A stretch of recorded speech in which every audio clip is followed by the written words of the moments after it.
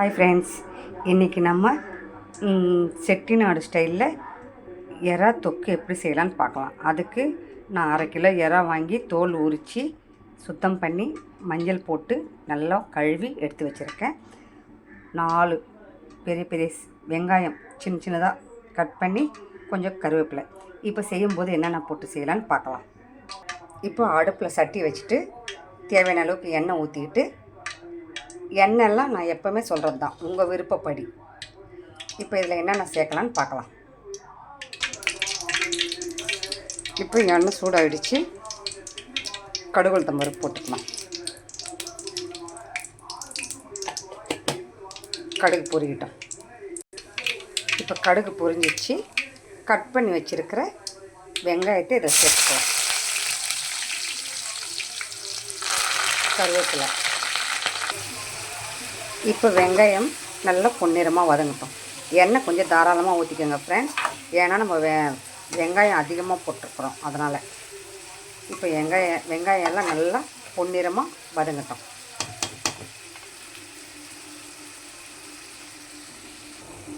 இப்போ பாருங்கள் ஃப்ரெண்ட்ஸ், வெங்காயம் நல்லா கண்ணாடி பதத்துக்கு, அதாவது 50% வெந்துச்சு. இப்போ இதில் நம்ம கழுவி வச்சுருக்கிற எறாவை சேர்த்துடலாம். தண்ணி எதுவும் ஊற்றக்கூடாது, எறாலேருந்து தண்ணி வரும்.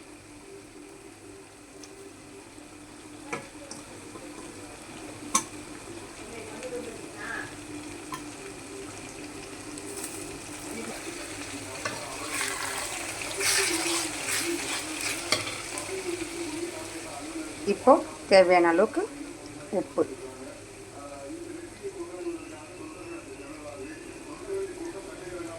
அதே மாதிரி 1 ஸ்பூன் மஞ்சத்தூள். ஏற்கனவே நம்ம மஞ்சத்தூள் போட்டிருக்குறோம் எறா கழுவும்போது.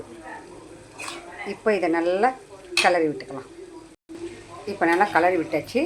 இப்போ ஒரு 2 நிமிஷம் மூடி போட்டு நம்ம ஸ்டவ்வை சிம்மில் வச்சிடலாம். இப்போ இது நல்லா 2 நிமிஷம் வேகட்டும். இறாலேருந்து தண்ணியெல்லாம் இதில் வரும். அந்த தண்ணி வர வரைக்கும் வேகட்டும். இதில் நம்ம தக்காளி எதுவுமே சேர்க்கலை, வெறும் வெங்காயம், கருவேப்பிலை, எறா, மஞ்சத்தூள், உப்பு, இது மட்டும் தான் போட்டிருக்கோம். வேகட்டும். இப்போ 2 நிமிஷம் ஆயிடுச்சு. ஓப்பன் பண்ணி பார்க்கலாம். பார்த்திங்களா எவ்வளோ தண்ணி வந்திருக்குன்ட்டு? நம்ம தண்ணியே ஊற்றலை, எறாலேருந்தே தண்ணி வந்துடும். பாருங்கள் எவ்வளோ தண்ணி வந்திருக்கு. இப்போ இந்த எறால் அந்த தண்ணியிலையே வேகணும், ஆனால் அது சிம்மிலேயே வேக வைக்கணும்.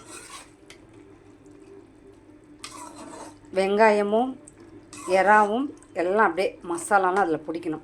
இப்போ இதில் நம்ம இன்னும் ஒரு 2 நிமிஷம் பொறுத்து திரும்ப கிளறி மூடி விட்டுடலாம். அடிக்கடி வந்து கிளறி விடுங்க ஃப்ரெண்ட்ஸ். திரும்ப ஒரு 2 நிமிஷம். இப்போ 2 நிமிஷம் ஆயிடுச்சு. ஓப்பன் பண்ணி பார்க்கலாம். இப்போது நம்ம 1 ஸ்பூன் இஞ்சி பூண்டு பேஸ்ட்டு சேர்த்துக்கலாம். இது கூடவே பச்சை வாசம் போவோம். அப்போ தான்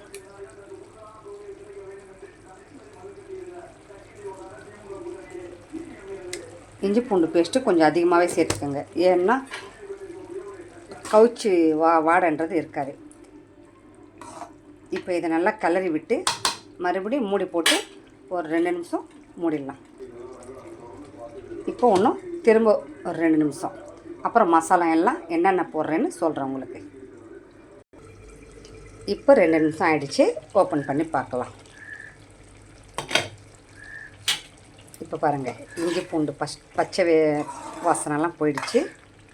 இப்போ இதில் என்னென்ன மசாலா, வெங்காயம் எல்லாம் நல்லா வதங்கி வந்துச்சு பாருங்கள். இப்போ இதில் என்னென்ன மசாலா சேர்க்கலான்னு ஒன்றா பார்க்கலாம். கொஞ்சமாக கரம் மசாலா 1 ஸ்பூன். அதே மாதிரி நீங்கள் எந்த அளவுக்கு காரம் சாப்பிட்றீங்களோ அந்த அளவுக்கு காரம். நான் ஒரு 2 ஸ்பூன் மிளகாத்தூள் போட்டுக்கிறேன். நான் இது எல்லாமே கலந்த மிளகாத்தூள்ன்றதால போட்டுக்கிறேன். உங்கள் வீட்டில் நீங்கள் எப்படி போட்டுக்கிங்களோ அப்படி போட்டுக்கோங்க. இப்போ இதை நல்லா கலந்து விட்டுடலாம். இப்போ நம்ம எல்லாம் கலந்து விட்டாச்சு. இப்போ ஒரு 2 நிமிஷம் மூடி போட்டுக்கோங்க. அடிக்கடி வந்து கிளறி விட்டுக்கோங்க, இல்லைன்னா அடி பிடிச்சிடும். இப்போ மூடி போட்டுடலாம். ஸ்டவ் பாருங்கள் சிம்மிலேயே தான் இருக்குது. இப்போ 2 நிமிஷம் ஆயிடுச்சு. இப்போ பாருங்கள் நம்ம எறாத்தொக்கு, செட்டிநாடு எறாத்தொக்கு. இப்போ பாருங்கள் அடி பிடிச்சிச்சு பார்த்தீங்களா? அடிக்கடி கிளறி விட்டுட்டு இருக்கணும், இல்லைன்னா அடி பிடிச்சிடும். இப்போ மசாலா நல்லா இதுக்கு பிடிக்கணும். இப்போ பாருங்கள் பார்த்தாலே சாப்பிட்ணும் போல் இருக்கும். காரம்லாம் பார்த்து போட்டுக்கோங்க ஃப்ரெண்ட்ஸ், வீட்டில் குழந்தைங்க இருந்தாங்கன்னா. ஏன்னா இதில் நம்ம தக்காளியெல்லாம் சேர்க்கலை. அவ்வளோதான் ஃப்ரெண்ட்ஸ். இதை விட இன்னும் உங்களுக்கு திக்காக வேணும்னா இன்னும் கொஞ்சம் நேரம் வச்சு நல்லா சுண்ட விடுங்க. இல்லை இந்த டெக்ஸ்சர்லேயே போதும்னு நினச்சிங்கன்னா ஆஃப் பண்ணிக்கோங்க. எனக்கு நான் சாதத்தில் போட்டு சாப்பிட போகிறேன். ஸோ அதனால் எனக்கு இப்படி இருந்தால் போதும். சப்பாத்தி இதுக்கெல்லாம் இந்த மாதிரி இருந்தால் தான் நல்லாயிருக்கும். இதுவே நீங்கள் ரசத்தில் வச்சு சாப்பிட்றதா இருந்தால் இன்னும் கொஞ்சம் சுண்ட விட்டுக்குங்க.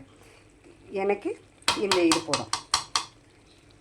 ஓகே ஃப்ரெண்ட்ஸ், இந்த வீடியோ பிடிச்சிருந்தால் லைக் பண்ணுங்கள், எனக்கு சப்போர்ட் பண்ணுங்கள். அடுத்த ஒரு நல்ல வீடியோவில் வந்து உங்களை சந்திக்கிறேன். எந்த சமையல் நான் பண்ணாலும் சிம்பிளாக தான் பண்ணுவேன், ஈஸியாக கற்றுக்கிற மாதிரி. இந்த வீடியோ உங்களுக்கு பிடிச்சிருக்குன்னு நினைக்கிறேன். அடுத்த ஒரு நல்ல வீடியோவில் வந்து உங்களை சந்திக்கிறேன். பாய்.